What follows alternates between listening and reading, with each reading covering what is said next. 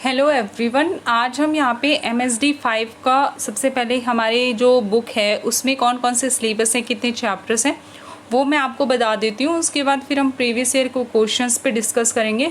और जो ये PDF है इसमें मेरे पास वैसे तो जून और दिसंबर के मिला के 2011 से लेकर 2020 तक के सारे प्रीवियस ईयर क्वेश्चंस थे।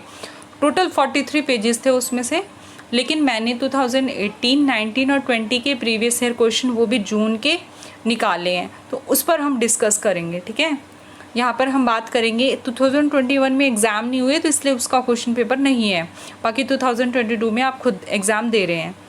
सबसे पहला जो खंड है 1, 2, 3, 4 इकाई हैं उसमें, और जैसे पेपर जो है 2 खंडों में आएगा, एक खंड का और एक खंड गा। तो खंड का में 2 क्वेश्चन कंपलसरी है, मैंडेटरी हैं उसको अटैम्प्ट करना। इसी तरह खंड ख से 2 क्वेश्चन मैंडेटरी अटैम्प्ट करना, और फिर एक क्वेश्चन आप किसी भी खंड से अटैम्प्ट कर सकते हो। मीन्स टोटल आपको 5 क्वेश्चन अटेंड करने हैं, और आपके जो टोटल क्वेश्चन पेपर है उसका मैक्सिमम मार्क्स है वो 100 मार्क्स है, और 3 घंटे का पेपर है। ठीक है, तो पहली इकाई में काव्य लक्षण, काव्य की परिभाषा पर बात हुई है। इसी तरह काव्य प्रेरणा और काव्य हेतु जो है, काव्य प्रेरणा और काव्य हेतु को लेकर है, और इस पर मैंने ऑलरेडी वीडियो बना रखी है। इसी तरह काव्य प्रयोजन पर बात की गई है। काव्य लक्षण, काव्य हेतु, काव्य प्रयोजन, ये तीनों ही आपस में बहुत ज़्यादा इंपॉर्टेंट टॉपिक है। इसी तरह शब्द शक्ति विवेचन पर बात की गई है।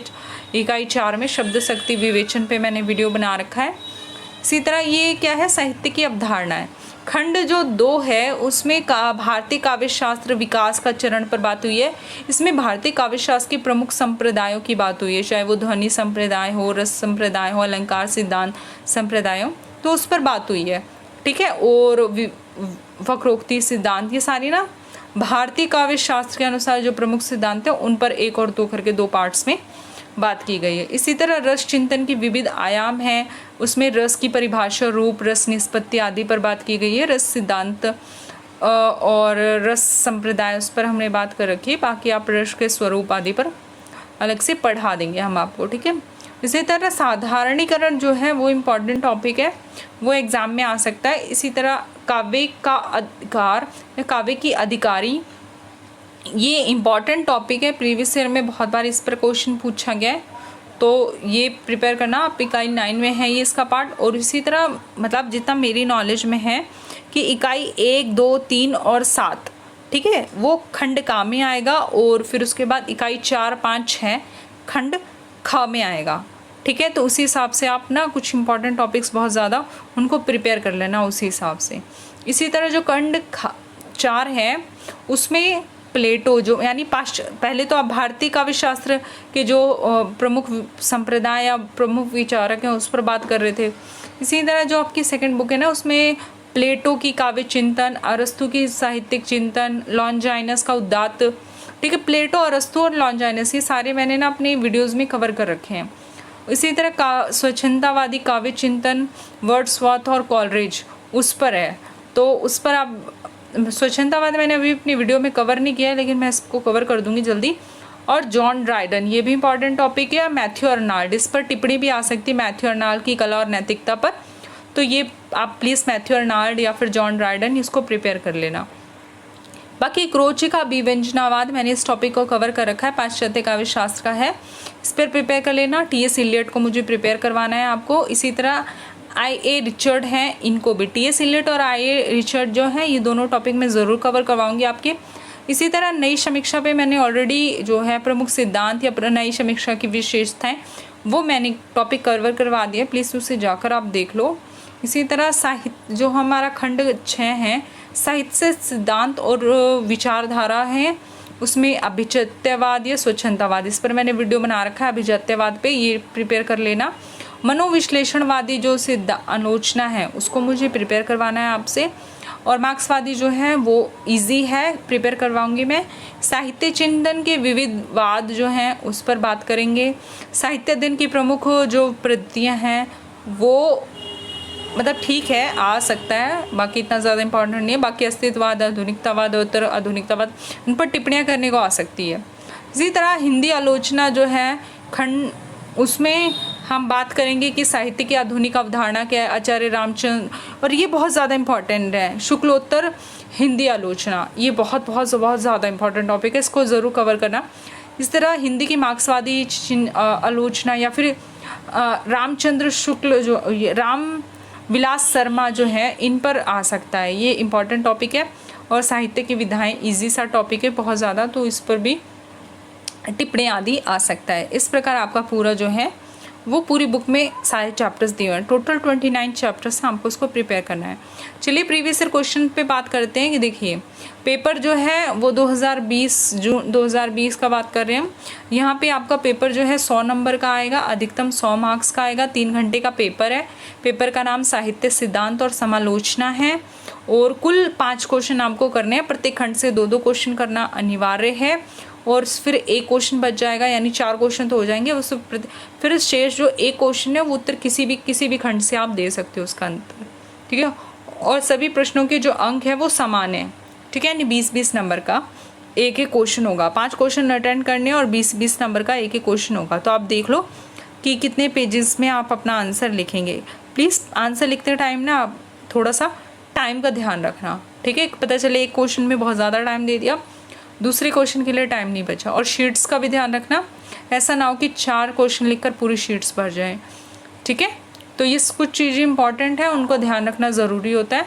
इसी तरह खंड का क्वेश्चन आया कि विभिन्न आचार्यों द्वारा की गई रस निष्पत्ति संबंधी चर्चा का उल्लेख कीजिए। रस निष्पत्ति जो है विभिन्न आचार्य ने उस पर क्या बात की है, ये है, ठीक है। ये चैप्टर 7 है आपका, उसमें ये सारी चीज़ें दे रखी हैं, उसको कवर करना आप। इसी तरह काव्य लक्षण और कविता या कविता की परिभाषा जो उसके संबंध में सबसे पहला चैप्टर है, वहाँ से आया हुआ है। भारतीय और पाश्चात्य जो विद्वान है उनकी विचारधारा, उनके मतों की बात की गई है, उससे रिलेटेड क्वेश्चन है। इसी तरह वक्रोक्ति सिद्धांत यानी भारतीय आचार्यों के जो काव्य शास्त्र में विचारधारा है वहाँ से उठ के आया ये। तो वक्रोक्ति सिद्धांत की मूल स्थापनाओं पर प्रकाश डालने की बात की गई है। इसी तरह काव्य का अधिकार है, वो मैंने बताया था कि इम्पॉर्टेंट टॉपिक है, उसके बारे में कहा गया है कि काव्य का अधिकार से तात्पर्य स्पष्ट करते हुए उसके महत्व पर प्रकाश डालिए।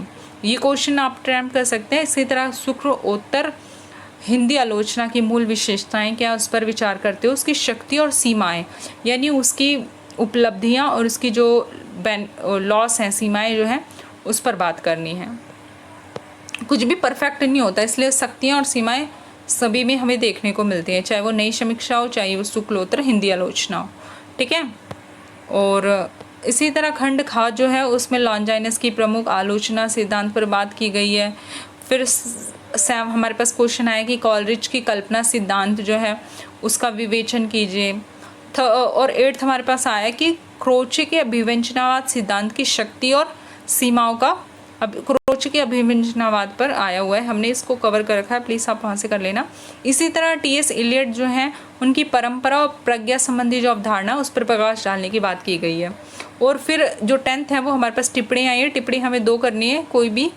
तो औचित्य संप्रदाय पर, महाकाव्य पर, ये साहित्य की जो विधाएं हैं, लास्ट चैप्टर ना वहाँ से आया हुआ है ये महाकाव्य, उस पर टिप्पणी करने को, या विरेचन सिद्धांत पर बात की गई है, यथार्थवाद पर बात की गई है, ठीक है। और इसी तरह हमारे पास एक और आया है हिंदी की मार्क्सवादी आलोचना, हिंदी में जो मार्क्सवादी आलोचना है उस पर बात की गई है, ठीक है।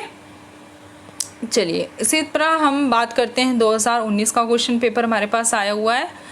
बाकी ये चीज़ें हमने ऑलरेडी डिस्कस कर रखी हैं। यहाँ पे देखिए कि खंड का में आया हुआ है कि भारतीय आचार्यों की काव्य साहित्य पर काव्य हेतु जो है, काव्य हेतु टॉपिक मैंने कंप्लीट करवा रखा है पूरा अच्छे से। प्रतिभा, व्युत्पत्ति और अभ्यास, हो सकता है कि आपको इन तीनों पर प्रकाश डालने की बात की जाए, और हो सकता है कि आपको प्रतिभा पर टिप्पणी आ जाए, या व्युत्पत्ति पर टिप्पणी आ जाए, अभ्यास पे टिप्पणी आ जाए, ठीक है। 20 नंबर का पेपर आएगा, ढंग अच्छे से करना है, बहुत अच्छे से कवर करवाया, इसलिए इसको अच्छे से कर लेना, ठीक है। और बाकी जो नहीं करवाएं उसको तो ज़रूर करवाऊंगी मैं। इसी तरह शब्द शक्ति विवेचन जो है, भारतीय काव्य शास्त्र में शब्द शक्ति विवेचन बहुत ज़्यादा अच्छे से टॉपिक कवर करवाया, प्लीज़ इसको कर लेना। ध्वनि सिद्धांत जो है वो मैं बाद में करवाऊंगी, ध्वनि सिद्धांत थोड़ा सा टफ है, बाकी आप कर लेना इसको अगर आपको ईजी लगता है तो। और रस शब्द का परिचय देते हो, रस चिंतन की जो परंपरा को उल्लेख कीजिए, ठीक है, उस पर बात की गई है, 7 चैप्टर है ये। इसी तरह रामविलास शर्मा जो है ने मार्क्सवादी विचार, देखो मार्क्सवादी विचारधारा और रामविलास शर्मा ऐसे करके दे रखा है, तो रामविलास शर्मा और मार्क्सवादी विचारधारा जो भी है ना, तो बात वही पड़ जाती है, आपको इसको करना है, ठीक है। शुक्ल उत्तर हिंदी आलोचना और रामविलास शर्मा और मार्क्सवादी विचारधारा, ये दोनों ही बहुत ज़्यादा इंपॉर्टेंट है और आप इन लोगों से परिचित हैं, तो इन टॉपिक्स को करना है आपको प्रिपेयर, ठीक है। इसमें लिखा हुआ है कि कथन की सार्थकता हमें बतानी है। कथन क्या है कि रामविलास शर्मा ने मार्क्सवादी विचारधारा का नए ढंग से हिंदी आलोचना में उपयोग किया है ना। 20 नंबर का पेपर है, क्वेश्चन है, इसको करना है। खंड खा जो है उसमें प्लेटो की काव्य प्रेरणा सिद्धांत पर प्रकाश डालने की बात की गई है। मैथ्यू अर्नाल्ड जो है उनकी काव्य चिंतन में योगदान पर बात की गई है। नई समीक्षा की प्रमुख विशेषता, जो मैंने प्रिपेयर करवा रखा है टॉपिक, बहुत ज़्यादा इंपॉर्टेंट है, इसको कर लेना। स्वच्छंदवाद से, स्वच्छंदवाद टॉपिक कवर करवाना है मुझे आपका। स्वच्छंदवाद का तत्व स्पष्ट करते उसकी प्रमुख प्रवृत्तियों पर बात करने की बात की गई है। इसी प्रकार टिप्पणी आई है कि सहृदय या मार्क्सवादी चिंतन, रूपवादी समीक्षा पद्धति, प्रतीकवाद, उत्तराधुनिकता आदि जो है, ये ऐसे करके एक टॉप चैप्टर दिया हुआ है, उस पर बात करनी है आपको, ठीक है। तो आप इसमें से देख लें, अगर आप टिप्पणी करें तो कोई 5 दे रखिए, 5 में से कोई 2 करनी है आपको, ठीक है। इसी तरह हम, ये हमारा लास्ट क्वेश्चन पेपर जो हम डिस्कस करने जा रहे हैं 2018 का है, जून का। तो इसमें हमारे पास क्वेश्चन आया कि काव्य हेतु के संदर्भ में प्रतिभा पर विचार करना है। मतलब आपको काव्य हेतु में भी सिर्फ एक ही पे प्रतिभा पर ही बहुत ज़्यादा विस्तार से बात करनी है। इसी प्रकार अलंकार संप्रदाय मैंने टॉपिक कवर करवा रखा है, प्लीज़ कर लेना आप।